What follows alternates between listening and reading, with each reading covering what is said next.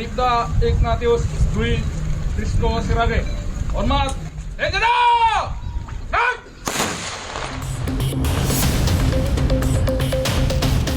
Kejanggalan demi kejanggalan menyelimuti kematian anggota Densus 88 anti teror Bribda Ignatius Dwi Frisco Sirage. Keluarga meyakini Bribda Ignatius Dwi Frisco tewas bukan karena kelalaian rekannya sesama anggota Densus 88, melainkan sengaja dibunuh.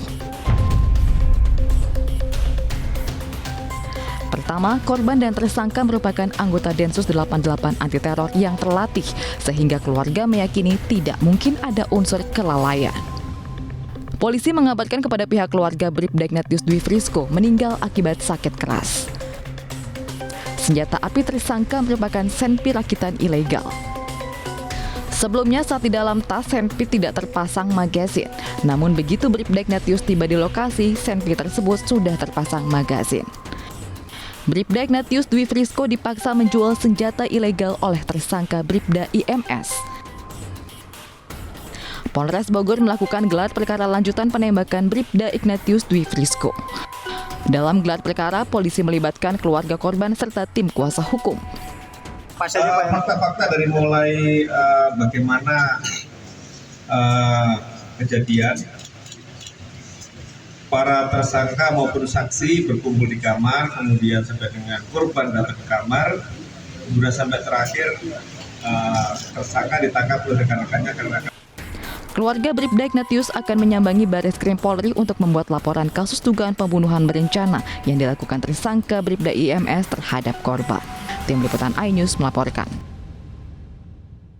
Diajak untuk jual beli? Mungkin karena diajak jual beli, anak saya yang menolak barangkali, ya, sehingga terjadi seperti itu. Sampai saat ini juga motifnya seperti apa juga masih belum jelas, masih terus diselidiki oleh pihak kepolisian. Almarhum itu masuk polisi itu tahun 2021 ya Bu? Lulusnya 2021, pendidikannya 2022. Oh jadi ada 2 kali pendidikan ya? Iya, karena waktu itu 2 gelombang.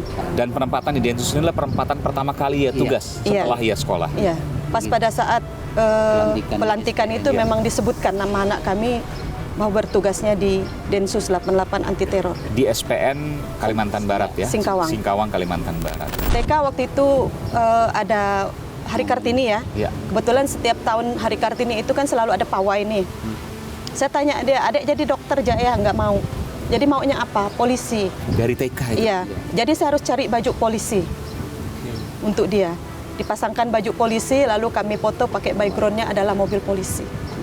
Saya lupa di mana saya nyimpan fotonya pun udah nggak ada lagi sekarang. Tapi waktu itu sempat saya bingkai, tapi fotonya nggak tahu di mana. Di Kabupaten Melawi itu ya, Kalimantan Barat. Terus sampai SD, SMP, SMA juga keinginannya nggak berubah? Iya, waktu SMP dia ikut PKS. Oh, patroli keamanan sekolah gitu? Iya. Berseragam juga, punya putih-putih, pet juga, seperti polisi juga, mengatur juga dan lain sebagainya. Dan pernah juga disampaikan mungkin SD, SMP, SMA bahwa cita-citanya memang tetap jadi polisi? Tetap. SMA itu memang udah bilang dari awal, aku pokoknya mau ini. Sampai saya bilang, waktu itu kan dia sempat nggak lolos 1 kali ya. Di SPN? Waktu itu dia ikut masuk ini, tes Bintara TNI. Oh TNI, oke. Nggak lolos. Lalu tahun depan baru mencoba lagi yang di polisinya. Nah, barulah waktu dia pemulai pembukaan tes polisi, kami pamit kok dengan kampus, pihak kampus. Bikin surat pernyataan dari orang tua juga bahwa anak kami harus ikut tes. Jadi kami lampirkan jadwal tes dan mereka bilang jadwal tes misalnya dijadwalkan bulan berapa, tanggal berapa, kami harus buat surat izin dari orang tua. Itu selalu dibuat. Waktu ia lulus, apa yang dia sampaikan kepada seorang ibu? Dia mungkin bangga sekali ya karena bisa lulus, dan saya sangat bangga juga pada saat itu. Keluarga besar kami kebetulan memang belum ada yang polisi ya, Polri. Semuanya ini. Jadi dia tuh gimana ya, sebagai pendorong mungkin ya untuk adik-adiknya. Mungkin nanti mau ikut jejak abang. Punya begitu dengar kalau dia udah lulus, tahun depan aku ngejar bang gitu. Aku ikut abang, ikut jejak abang. Iya, belajar, lihat body harus sering olahraga segala apa. Itu udah dikasih tahu memang. Beberapa hari sebelum tahu meninggal, ada yang disampaikan pada ibu, kan sering komunikasi? Kami nggak ada ini yang disampaikan apa-apa, karena tadi video call-nya seperti itu. Malam Minggu sebelum kejadian jam 8 kami masih video call. Masih video call? Iya. Jadi kejadian tuh hari Minggu malam ya? Senin dini hari? Iya. hari malam minggunya? Malam minggu masih video call jam Masih 8. video call? Kejadiannya kan hari Minggu subuh. Video call ke ibu, nggak sempat ngomong apa-apa yang mencurigakan? Nggak ada. Nggak ada? Nggak ada. Karena kebetulan pada malam itu saya sakit kepala. Saya sakit kepala, jadi saya bareng, bapaknya yang duduk, dia suka tanya, mana mama kok nggak ada? Dia Gitu. video call sama saya. Dia video callnya dengan bapak, Oh, tapi cari ibu. sempat dilihatkan nih mama katanya, ngapa mak katanya, sakit kepala mama, saya bilang gitu. Istirahat mak, mama capek, itu bilangnya. Ternyata tahu belakangan itu adalah pertemuan terakhir. dengan- Ya. Dia sampai ke plate-nya, dia langsung telepon kami, ya orang tua, Pak, saya sudah nyampai Pak di plate kami, sekarang lagi istirahat, katanya kan. Saya tanya, besok kamu hari Minggu ada piket nggak? Nggak ada, kami masih libur, saya masuk hari Senin Pak, dia bilang. Nah, rupanya terakhir itulah dia ngomong dengan kami.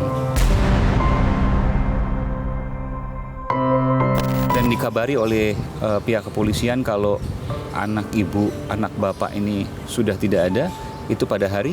Minggu, Hari setengah Minggu, 12 siang. 12 siang. Oh, minggu siangnya. Iya. Minggu siang dikabari, waktu itu dikabarkan sakit keras katanya. Sakit keras. Harap segera datang ke Ya, harap Jakarta. segera ke Jakarta. Lalu setelah kemudian datang ke Jakarta, ibu ketemu di rumah sakit Polri. Iya. Apa yang ibu temukan di situ? Kami tadinya memang nggak langsung ke ini, Melihat ke, anak kami belum. Kami jadi dikumpulkan di sebuah ruangan untuk mendengarkan penjelasan dari tim penyidik. Nah, pada saat penjelasan itu baru mereka mengatakan bahwa anak kami ini sudah tidak ada. Dan sempat melihat waktu itu. Iya, pada saat itu setelah itu baru kami melihat Setelah- anak kami. Kondisi Ibu anak juga kami. sempat melihat juga. iya, Dibuka jenazah, Iya. apa namanya, petinya. iya. Masih Tapi- waktu itu belum dalam peti karena memang masih proses kan. Oke. Jadi kami buka semua memang Masih dalam udah belum. nggak ada pakaian. Oke. Sebelum mengatakan itu diotopsi, nah, Bapak lihat dulu kondisi anak Bapak. Siapa tahu ada yang meragukan. Dan dijelaskan waktu itu kenapa meninggalnya? Meninggalnya karena memang tembakan itu. Tembakan, dikatakan tembakan ya waktu rumah sakit Polri ya. Tembakan dari kanan ke kiri ya. Iya, Oke. Tapi tidak ada memar dan sebagainya, tidak ada. tidak ada. Apa yang paling ibu ingat dari almarhum? Dia termasuk anak yang periang, peduli dengan keluarga, dengan sepupu-sepupuannya dia memang lebih dekat ya. Kalau ketemu ini, kalian lagi ngapa? Lalu suka gurau-gurau, dengan kakaknya pun sering canda-canda, suka gurau-gurau kakaknya. Nggak ada lah yang ini. Dengan teman-temannya semua dia memang baiklah anaknya. Di komplit aja memang ya termasuk gimana ya? Memang semua orang kehilangan lah, karena memang anak ini memang ramah dengan siapapun. Dia nggak pernah minum-minum juga, Bu. Tidak pernah. Tidak pernah. Yang setahu kami itu tidak pernah memang. Makanya kalau diajak minum-minum dia pasti tolak gitu. Iya. Makanya pada saat kejadian itu tim penyidik mengatakan bahwa mereka lagi tengah-tengah minum-minuman keras, bisa sanggah. Apakah anak saya minum pada saat itu? Iya. Menurut keterangan saksi, anak bapak tidak minum.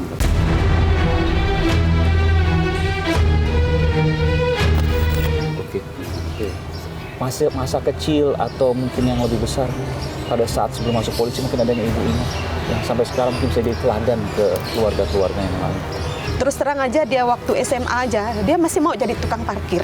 SMA mau jadi tukang Iya. parkir? Teman-teman suka bilang gini, Mak Mona, maaf ya, saya memang terkenalnya di sana panggilan anak tertua biasanya. Iya. Mak Mona, ngapa sih kok Riko mau benar jadi tukang parkir? Kurang apa bapak Itu mamanya? SMA waktu itu? SMA. Oh, buat ini aja, iseng aja? Iseng gitu? aja, iya. Saya bilang mau bagaimana anaknya yang mau, bukan saya yang suruh. Terus saya bilang, Mama enggak ngelarang kau mau apa ini di luar. Satu, sekolah tetap sekolah. Jadi jangan sampai sekolah jadi nomor 2. Yang nomor 1 adalah sekolah. Waktu itu masih SMA.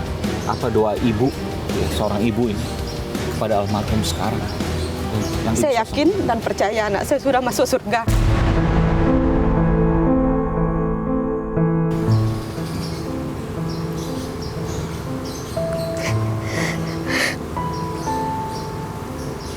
Saya yakin dia udah bersama para kudus di surga.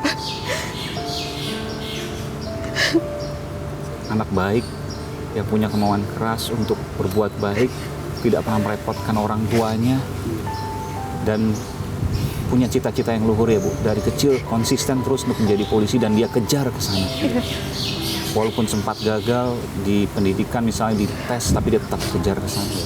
Ibu yang tabah Bu, saya turut prihatin atas semua kejadian. Bapak yang tabah juga Pak. Baik.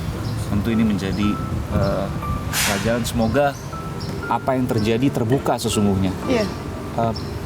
Mungkin ada yang Ibu ingin sampaikan, nanti saya juga tanyakan Bapak, kepada pihak kepolisian terkait dengan kasus ini.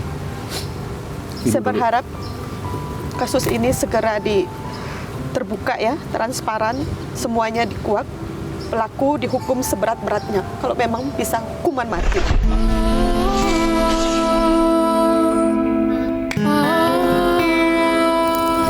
Walaupun mungkin tidak setimpal dengan yang kami rasakan. Ibu kehilangan anak yang Ibu banggakan. Bapak? Ya. Kami memang merasa sangat terluka besar bagi kami, ya. Pokoknya berduka yang sangat mendalam lah bagi kami yang tidak bisa kami lupakan seumur hidup kami, saya rasa.